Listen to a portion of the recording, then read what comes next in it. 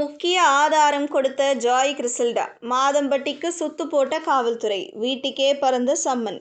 Joy Crizildaa கொடுத்த புகாரின் பேரில் விசாரணைக்கு ஆஜராகும்படி மாதம்பட்டி ரங்கராஜுக்கு காவல்துறை சம்மன் அனுப்பியுள்ளது. மாதம்பட்டி தன்னை கர்ப்பமாக்கி ஏமாற்றி விட்டதாக ஜாய் கிறிசல்டா குற்றம் சாட்டி வருகிறார். பிரபல சமையல் கலைஞர் மாதம்பட்டி ரங்கராஜ் மெஹந்தி சர்க்கஸ், பெண் குயின் போன்ற படங்களில் நடித்துள்ள இவர் தனது சமையல் கலையின் மூலம் பிரபலமானார். அவரது கேட்டரிங் நிறுவனம் உலகளவில் பெயர் பெற்றது. இதனால் மாதம்பட்டி ரங்கராஜை Vijay TV cook with Comali நிகழ்ச்சியில் நடுவராக்கியது. மாதம்பட்டி ரங்கராஜுக்கு ஸ்ருதி என்பவருடன் திருமணமாகி 2 மகன்கள் உள்ளனர். இதற்கிடையே மாதம்பட்டி ரங்கராஜ் தன்னை கர்ப்பமாக்கி ஏமாற்றி விட்டதாக அவரது ஆடை வடிவமைப்பாளர் ஜாய் கிறிசல்டா பரபரப்பு குற்றம் சாட்டினார்.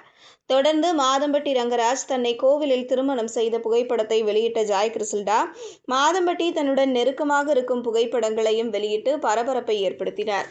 தொடர்ந்து மாதம்பட்டி ரங்கராஜுக்கு எதிராக சென்னை காவல்துறை கமிஷனர் அலுவலகத்தில் புகார் கொடுத்தார்.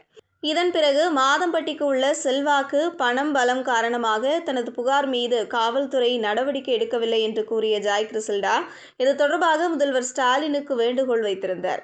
தனக்கு நீதி வாங்கி கொடுங்கள் அப்பா என்று கூறியிருந்தார். இதன் பிறகு தான் அவரது புகாரை காவல்துறை விசாரணைக்கு எடுத்தது.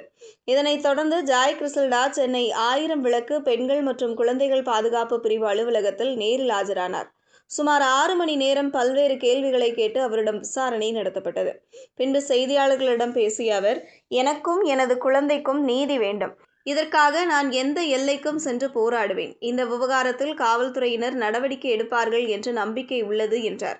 இந்த நிலையில் ஜாய் கிறிசல்டா கொடுத்த புகார் தொடர்பாக விசாரணைக்கு ஆஜராகும்படி மாதம்பட்டி ரங்கராஜுக்கு பெண்கள் மற்றும் குழந்தைகளுக்கு எதிரான குற்றத்தடுப்பு பிரிவு காவல்துறை சம்மன் அனுப்பியுள்ளது. அதாவது வருகிற 26ஆம் தேதி விசாரணைக்கு ஆஜராகும்படி அவருக்கு சம்மன் அனுப்பப்பட்டுள்ளது. இதனால் ஜாய் கிறிசல்டா மாதம்பட்டி விவகாரம் சூடு பிடித்துள்ளது.